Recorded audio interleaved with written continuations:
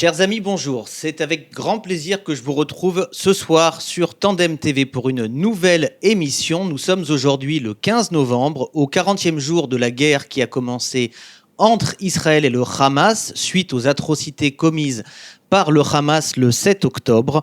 Et j'ai envie de dire qu'Israël s'est réveillé.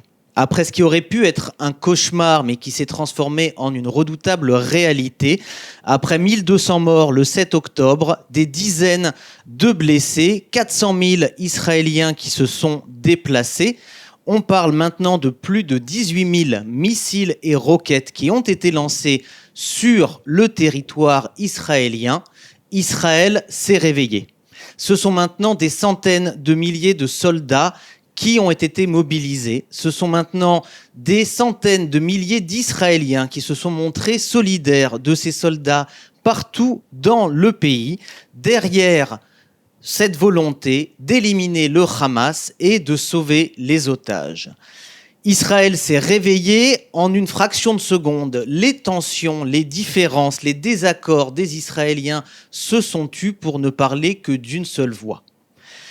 Israël s'est réveillé, il s'agit là non pas d'une guerre entre Israël et le Hamas seulement, mais bien d'une guerre de civilisation dont Israël est le fer de lance, et j'espère sincèrement que le monde entier se réveillera avant qu'il ne soit trop tard. Ce soir sur Tandem TV, j'ai le plaisir d'être en compagnie de Sarah Usan. Bonsoir Sarah. Bonsoir. Les téléspectateurs te connaissent, chroniqueuse Tandem, active auprès de la mairie de Hadera, notamment auprès des Olympiques francophones. Tout à fait. Également en présence d'Isabelle Nizar. Bonsoir. Isabelle. Isabelle, adjointe à la mairie du 16e arrondissement de Paris sur les questions liées à la scolarité. Et en plateau, une figure bien connue des téléspectateurs également, Avi Van Vetter, spécialiste en géopolitique et géostratégie. Bonsoir Avi. Bonsoir. Et Avi, je vais tout de suite te laisser la parole pour une chronique concernant Netanyahou et le Hamas. Bonjour à tous. Oui, effectivement, Netanyahou et le Hamas. Alors c'est une antienne qu'on entend depuis pas mal de temps. Elle est venue pratiquement une semaine et demie après les atrocités du 7 octobre. Oui, mais vous savez, c'est ce côté relativiser les choses à chaque fois et finalement les réduire ou les rendre finalement à son statut initial, à savoir 50-50, balle au centre.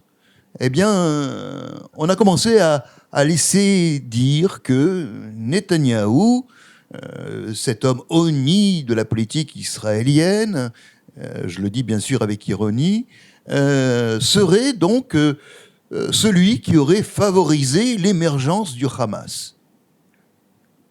Et là, les bras vous en tombent, parce que même pour le plus simple des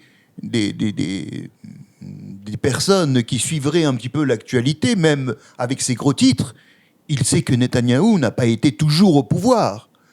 Et que pendant la période, effectivement, des années 2000, eh bien, il y a eu Ehud Barak, Ehud Olmert, Yair Lapid, Naftali Bennett, enfin je ne l'ai pas dit dans l'ordre, mais c'est pas grave, il n'y a pas de tiercé à toucher. Mais en tous les cas, Netanyahou, même si on l'appelle l'homme du retour, il n'empêche qu'il n'a pas toujours été au pouvoir, et pourtant, pendant les mandats respectifs des uns et des autres, et j'ai oublié d'ailleurs l'un des plus fameux d'entre eux, Ariel Sharon, eh bien, dans ces années 2000, personne n'aurait remis en cause ce lien que je vais expliquer, ce lien qu'il pouvait y avoir, non pas entre le Hamas et Israël, mais entre Israël et un mouvement terroriste qu'il fallait apaiser. Ce n'est pas d'ailleurs la première fois que ça arrive à un pays que de vouloir se rapprocher de son ennemi. Rappelez-vous cette phrase célèbre, « Si tu dois manger à la table du diable, prends garde d'avoir une grande fourchette ». Eh bien oui, c'est vrai, c'est pas le seul pays, et pourtant, cette antienne revient et revient. Alors, on va essayer de remettre un petit peu les choses en place. D'abord, le Hamas. Le Hamas n'est pas né d'hier. Il n'est pas né avec Netanyahou, il est né bien avant que Netanyahou puisse même avoir l'idée de rentrer en politique. Dès 1967, le cheikh Ahmed Yassine, le fondateur du Hamas, va créer le centre islamique à Gaza. Nous sommes au lendemain de la guerre des 6 jours et de la déroute des pays arabes. Il crée le centre islamique à Gaza. En 1973, il devient actif et avec l'aide d'autres personnes, il lui donne une fonction très importante, toujours ce côté frériste musulman, puisqu'il en est issu de cette mouvance. Il donne à cette mouvance, effectivement, ce qu'on appellera le soft power, c'est-à-dire cet entrisme qui, au travers de l'aide sociale, des écoles, des médicaments, des mosquées, finalement, un repère à des populations qui se sont retrouvées orphelins, quelque part, d'un combat qu'on leur avait dit qu'il y était gagné d'avance contre Israël. On parle de la période après que l'Égypte se soit occupée de la bande de Gaza, guerre des 6 jours, Israël prend le contrôle de la bande de Gaza, et à ce moment-là, donc, tu nous expliques que ce mouvement, qui est un mouvement religieux au départ, religieux, absolument, religieux, va prendre une place de plus en plus importante dans la société gazaoui. Alors, importante, mais alors, j'insiste là-dessus, de façon soft, c'est-à-dire dans la discrétion et en même temps dans une présence où, vous savez, il y a toujours, on s'habitue à quelqu'un. On s'habitue à quelqu'un qui est là au travers de l'aide sociale, au travers de l'école, au travers de... Et finalement, cette personne-là fait partie du paysage. À tel point qu'en 1987, donc nous sommes, rappelez-vous, dans ce démantèlement de la guerre du Liban, et nous sommes également dans cette intifada. 1987, là, le Hamas va naître. Il va naître et il va effectivement prendre ses quartiers dans Gaza où il est installé depuis 1967. Le cheikh Ahmed Yassine y est depuis toujours. Sous un autre nom, en fait, tout simplement. Sous un autre nom. Ça reste alors le mouvement Hamas religieux islamique, ça veut dire terrorisme. C'est cela. C'est-à-dire qu'en fait, le Hamas, sa traduction, c'est mouvement de résistance islamique. D'accord ? Alors, c'est d'ailleurs pour ça que il le fait distiller dans les informations à peu près partout. Pourquoi ? Parce que mouvement de résistance islamique, c'est ni plus ni moins que le nom traduit du Hamas. Et donc, à partir de 1987, il va commencer donc à participer à des attentats suicides. Et à partir, donc, jusqu'en 2003 à peu près, où la décision, dans la foulée des accords d'Oslo, va être de donner donc la partie bande de Gaza et d'autres territoires à l'autorité palestinienne, les Israéliens donc se préparent à partir. 9000 Juifs qui vivaient dans la bande de Gaza vont donc effectivement quitter le sol gazaoui. Et en 2005, donc le drapeau israélien est tombé, et donc c'est les élections législatives, le Hamas gagne, et donc finalement les gens du Hamas gagnent, et donc l'autorité palestinienne va nommer donc Ismaël Haniyeh qui va prendre donc la direction. Sauf que le Hamas travaillait par un plan minutieusement préparé, à savoir prendre la place de l'autorité palestinienne pour incarner auprès de la jeunesse la lutte palestinienne, va effectivement expulser les dirigeants de l'autorité palestinienne, en assassiner plusieurs centaines, et finalement prendre le pouvoir. Et dès qu'ils prennent le pouvoir en 2006, commencent les attentats suicides, ceintures explosives, etc., etc. Étant bien entendu que dans la philosophie du Hamas, la bande de Gaza n'est pas le territoire qui est visé, mais ils ont une vision beaucoup plus large du territoire qu'ils veulent avoir. On va y arriver. On va arriver justement à ce qu'est l'identité aujourd'hui révélée. Mais pour terminer sur cette stratégie qui est passé, je vous le rappelle, du soft power et qui passe maintenant à ce qui va être l'agression révélée, assumée, émancipée, à savoir d'abord les ceintures explosives en 2007, à partir de 2007, 2006, les ceintures explosives, 2007, ce sont les roquettes Qassam. Les roquettes Qassam et les missiles Grad de fabrication iranienne.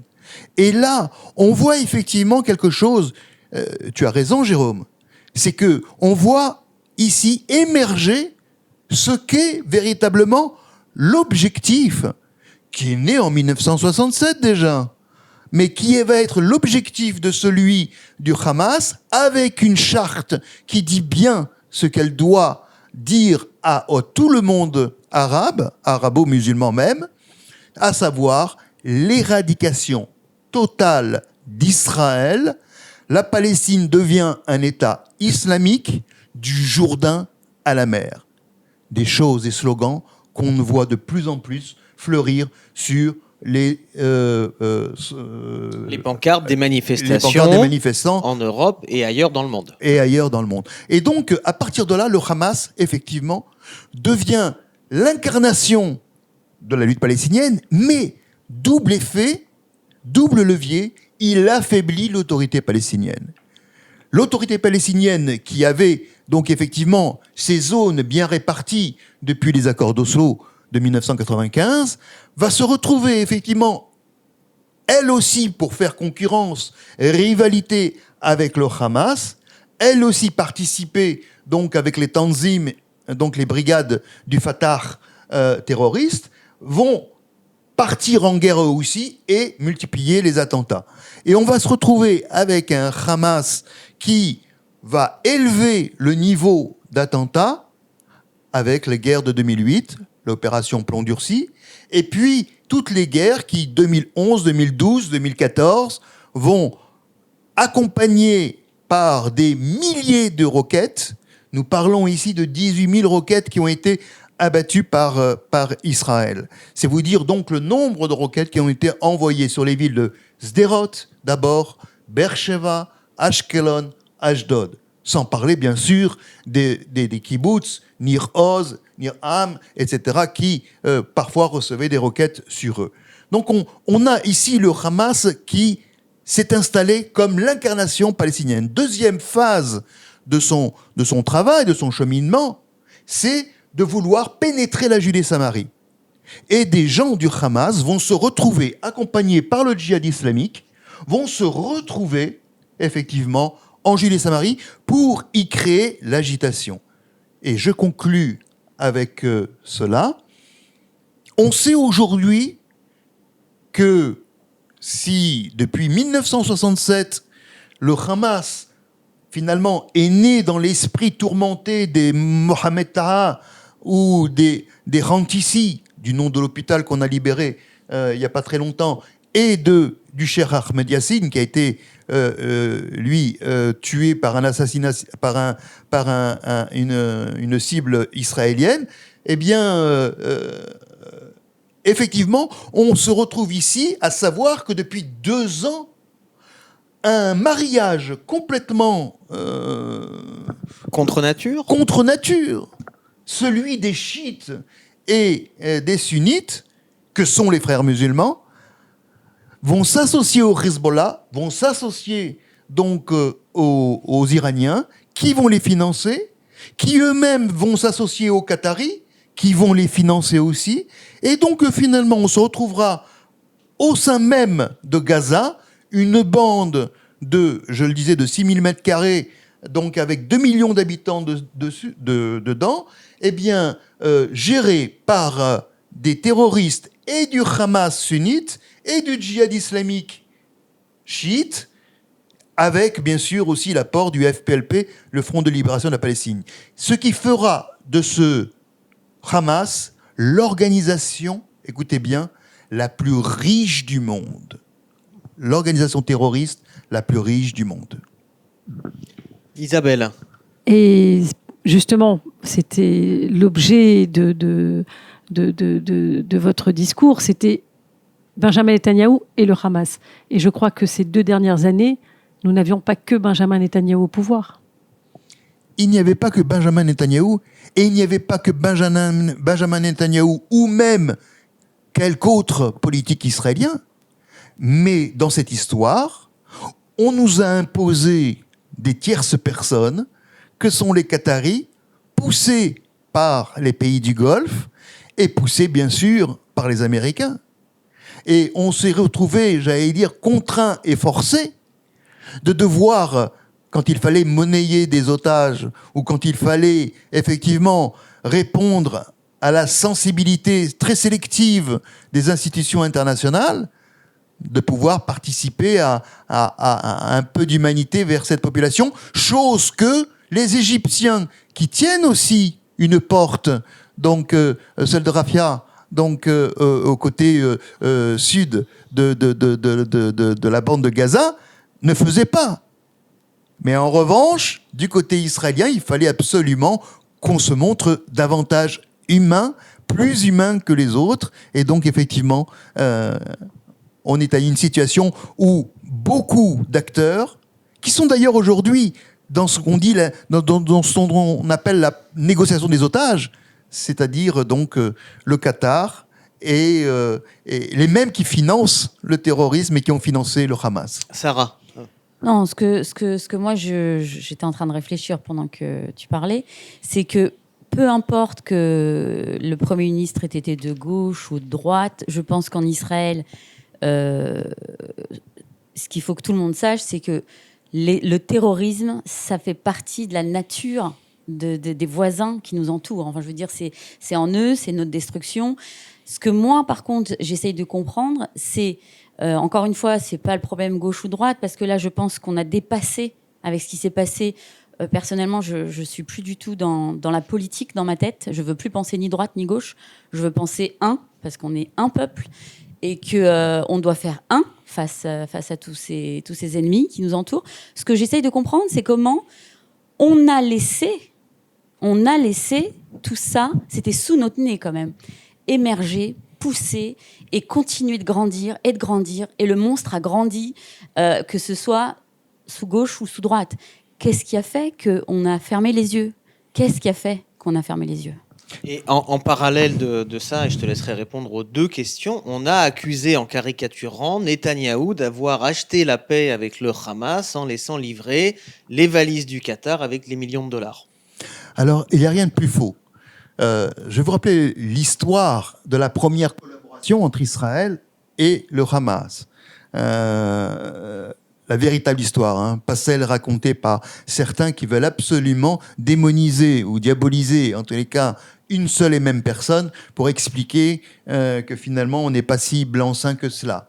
La première collaboration, c'était parce que en 1987, quand les services de renseignement israéliens qui devaient faire face à des attentats, la plupart organisés par l'OLP, il faut dire la vérité, par les Tanzim, etc., et de la première intifada, ils ne pouvaient pas s'ouvrir d'autres fronts, et ils ont eu peur d'ouvrir d'autres fronts. Alors, ils se sont tournés vers la seule entité stable qui leur paraissait, en tous les cas, avec qui on pouvait négocier, c'était le Hamas. Et comment ça s'est traduit ? Par le financement de mosquées à l'intérieur de Gaza. C'était la demande du Hamas lui-même.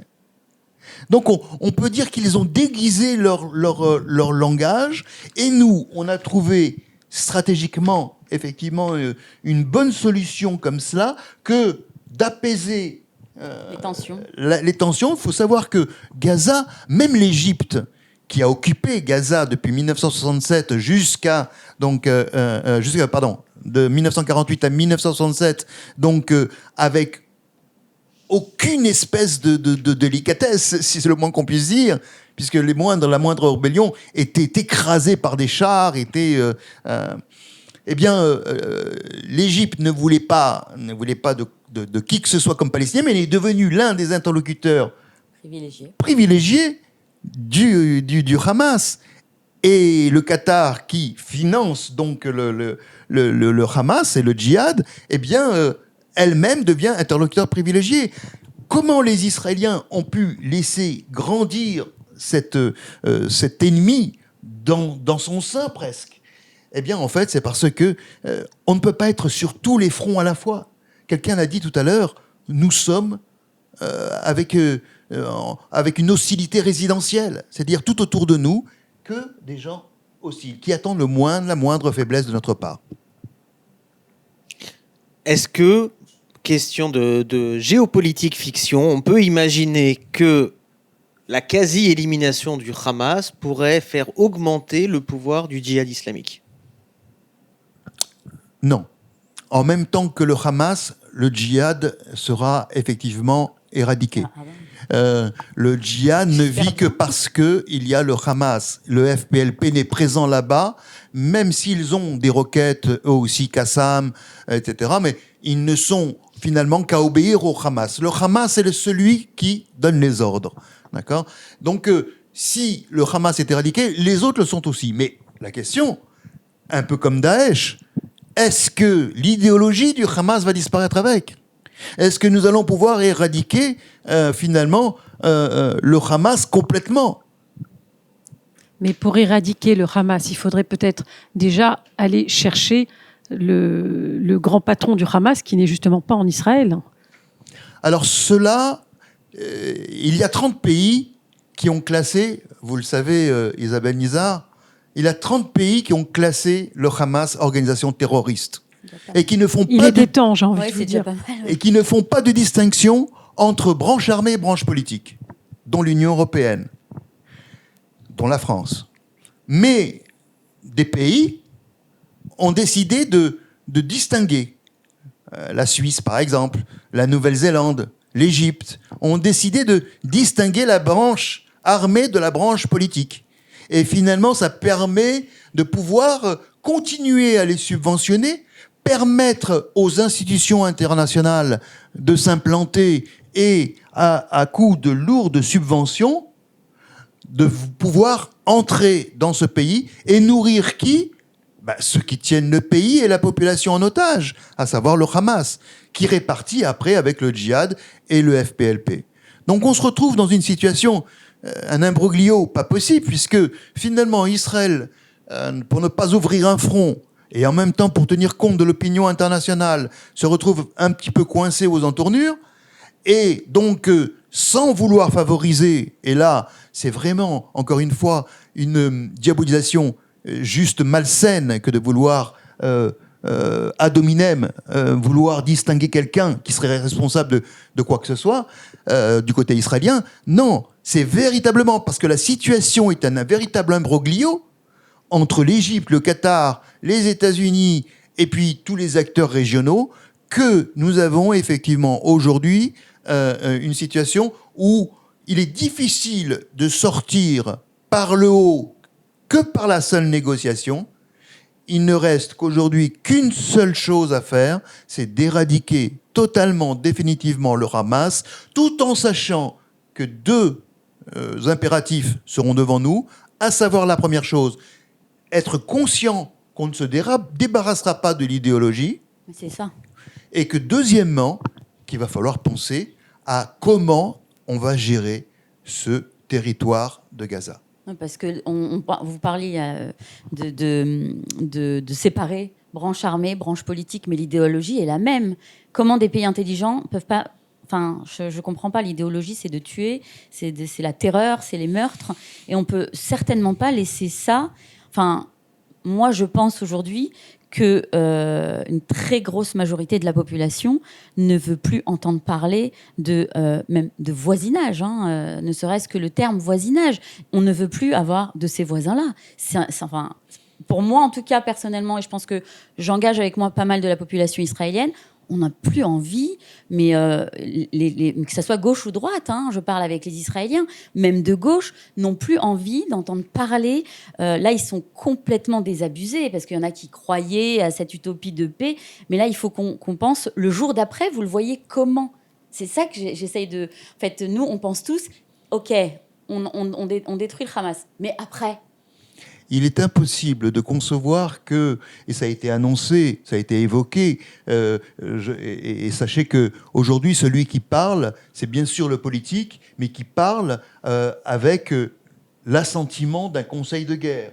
Un conseil de guerre, c'est celui qui est effectivement autour du Premier ministre, mais le conseil de guerre ne travaille aussi, bien évidemment, avec ce qu'il collecte comme renseignement, ce que lui est rapporté par le renseignement et par les services de renseignement, bien sûr, mais aussi par la situation qui, chaque jour, fait évoluer un petit peu l'engagement politique et le raisonnement politique.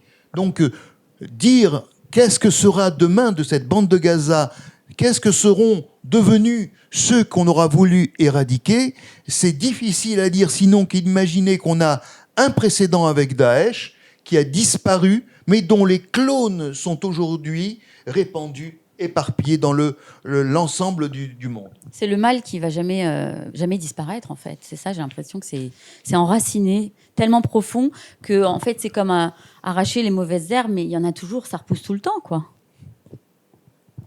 C'est une crainte à avoir. On peut espérer que, effectivement, une fois qu'on aura détruit l'essentiel sur le terrain, qu'il y aura certainement également une politique d'élimination ciblée envers les chefs du Hamas, que sans leader, à un moment, par manque de financement, ça reste des groupuscules, mais qui ne soient pas la menace qu'ils n'ont jamais pu être auparavant. C'est-à-dire qu'en fait, on peut traduire ce que tu dis, et tu as raison. Ils pourront être des leviers d'instabilité, mais pas être le danger que représente un voisin aussi barbare, aussi ignoble, donc à quelques kilomètres près, 5 kilomètres du plus proche des kibboutz et moshav, à peu près. Ouais. Donc que Sderot va enfin pouvoir revivre, et surtout, on l'oublie, mais ce sont les Palestiniens eux-mêmes qui étaient otages du Hamas. On commence aujourd'hui à les voir clamer pas leur joie. C'est difficile parce qu'ils ont peur. Mais les langues se délient. Les langues se délient. Et donc, on peut voir effectivement des Palestiniens se réjouir finalement de voir le Hamas perdre de son influence et de ne plus être otage de ces gens-là. Et deuxième point, il y a quelqu'un qui se frotte les mains dans cette histoire. Même si on n'a pas trouvé de successeur à Mahmoud Abbas, c'est l'autorité palestinienne qui était en perte de vitesse, et qu'aujourd'hui, le monde entier, se tournant à gauche et à droite, ne trouvant personne, se retourne vers l'autorité palestinienne pour imaginer peut-être un devenir en les associant. La peste ou le choléra.